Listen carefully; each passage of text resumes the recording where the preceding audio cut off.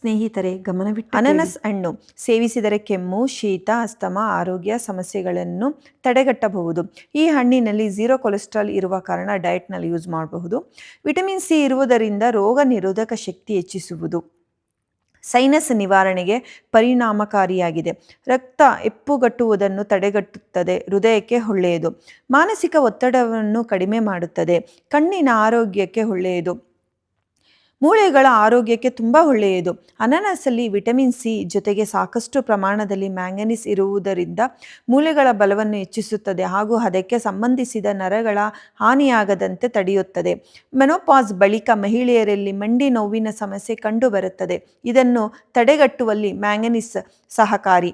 ದೇಹಕ್ಕೆ ಅಗತ್ಯವಿರುವ ಮ್ಯಾಂಗನೀಸಿನಲ್ಲಿ 70% ಖನಿಜಾಂಶ 1 ಕಪ್ ಅನಾನಸ್ ರಸ ಕುಡಿಯುವುದರಿಂದ ದೊರೆಯುವುದು. ಮಕ್ಕಳಿಂದ ಹಿಡಿದು ದೊಡ್ಡವರಿಗೆ